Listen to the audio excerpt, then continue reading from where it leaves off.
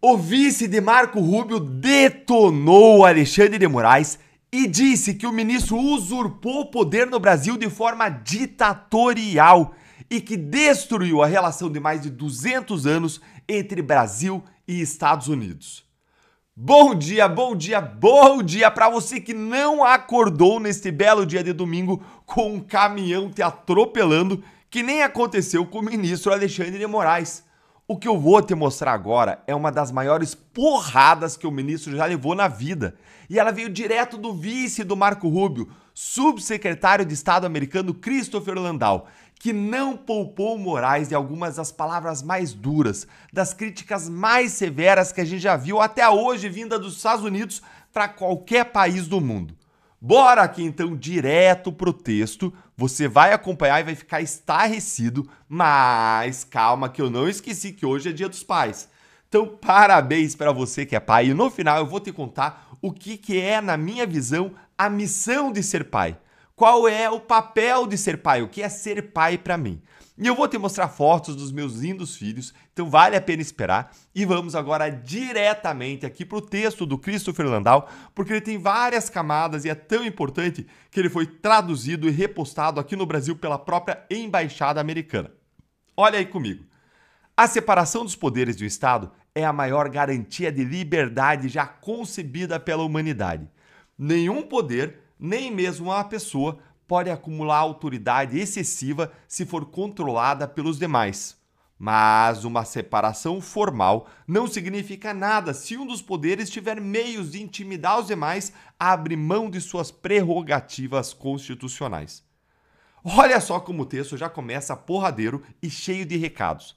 Aqui o Christopher Landau ele dá uma verdadeira aula do que é separação de poderes, divididos esses poderes entre executivo, legislativo e judiciário. Mas mais do que isso, ele está explicando para todos nós como essa separação ela não pode ser apenas para inglês ver, não pode ser apenas formal, no papel, como a gente vê acontecer aqui no Brasil. Não, a separação de poderes ela existe para que um dos poderes não abuse do seu poder, para que não usurpe o poder dos outros, para que não tenha poder ilimitado, para que não abuse sem freios, mas para que ele seja assim freado pelos outros poderes. Contudo, o que acontece no Brasil é o contrário disso.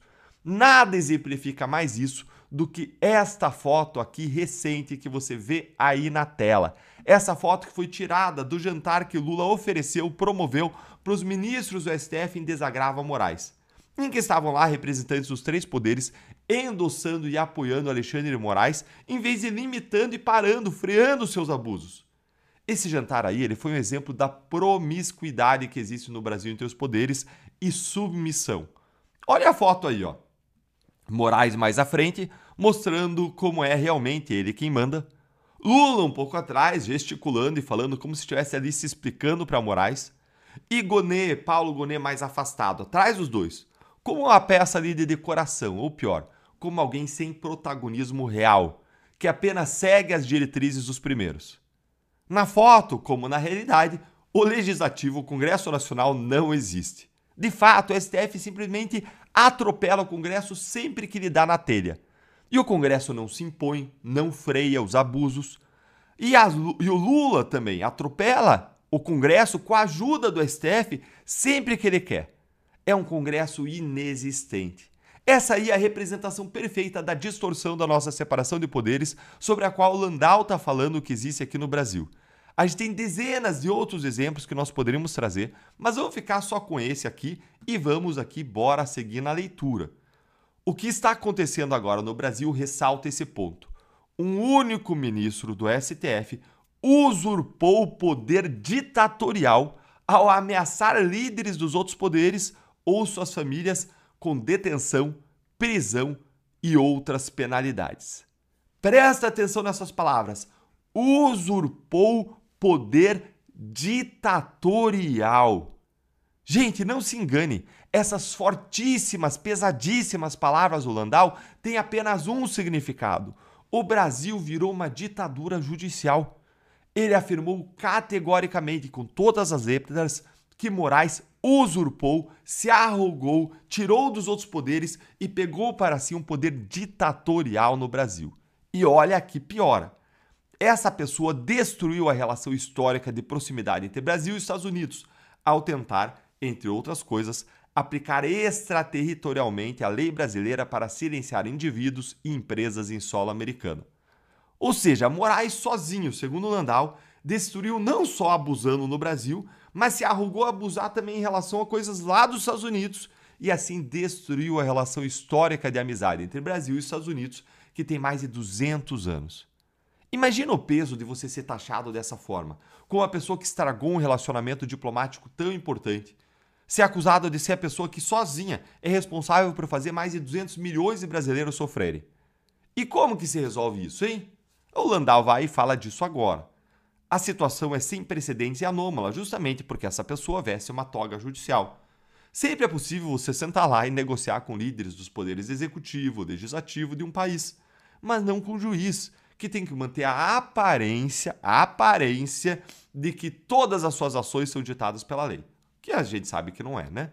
Assim, nos encontramos em um beco sem saída. O usurpador se reveste do Estado de Direito, enquanto os demais poderes afirmam estar impotentes para reagir. Como é possível um funcionário público estrangeiro entender e resumir tão bem a nossa situação? Como resistir a alguém que diz defender a democracia, mas que na verdade está destruindo a democracia? Como resistir a alguém que se veste com as roupas da lei? Eu sou a lei, eu sou o Estado, eu sou a democracia, eu sou o Estado de Direito. E no final aqui, o Landau deixa um recado. Se alguém conhecer um precedente na história humana em que o único juiz não eleito tenha assumido o controle do destino da sua nação, por favor avise. Nós queremos restaurar a nossa amizade histórica com a grande nação do Brasil. Eu também não conheço. Se alguém conhecer, escreve aí nos comentários, porque a gente precisa saber um único exemplo. O que parece é que nós estamos sendo pioneiros no atraso, pioneiros nessa desgraça. E agora que já falou de desgraça, vamos falar sobre a graça, sobre o privilégio que é ser pai. Em homenagem a você que é pai, eu vou te dizer o que eu entendo como o que é a minha missão como pai. E vai olhando aí as fotinhos dos meus lindos filhos. Aí, ó. Uma das decisões mais importantes da minha vida, eu tomei há 3 anos e eu a tomei num acampamento cristão. Foi a decisão de não delegar a criação dos meus 3 filhos nem para a escola, nem para a igreja. Eles frequentam ambas, é claro, eles vão para a igreja, eles vão para a escola, e nessa manhã, aliás, a gente está indo agora para a igreja, mas a responsabilidade de criar os filhos não é delas, não é nem da escola nem da igreja, é minha. E eu decidi assumir a responsabilidade que é de fato minha. Por isso, eu passei a fazer uma mentoria semanal a cada domingo com eles, em que a gente revisa como a vida deles caminhou durante a semana em cerca de 12 áreas diferentes da vida. Dentre elas, a vida devocional com Deus, o tempo de oração, de leitura da Bíblia, as tarefas, os estudos, a língua estrangeira, que eles têm que estudar muito para além das escolas que eles frequentam, a leitura literária, que eles têm que ler para além da escola, e um livro de desenvolvimento. O meu filho mais velho, o Thomas, olha aí o Thomas, ó, que você vê aí, ele tem 11 anos e ele já leu livros sobre negociação, investimento, relacionamentos, liderança, garra, mindset, teologia e política. Cada livro reúne anos de experiência acumulada por outras pessoas que, por meio dos livros e da nossa mentoria, eu estou transferindo para ele. Cada livro funciona como um salto de desenvolvimento. Ser pai é uma missão dada por Deus. Que bom se eu pudesse ser amigo dos meus filhos, além de cumprir a minha missão. Eu amo os meus filhos, eu busco isso, tá aí a Luísa, eu busco ser amigo dos meus filhos, e é muito gostoso ser amigo deles, mas eu tenho consciência de que a minha missão não é a missão de ser amigo dos meus filhos.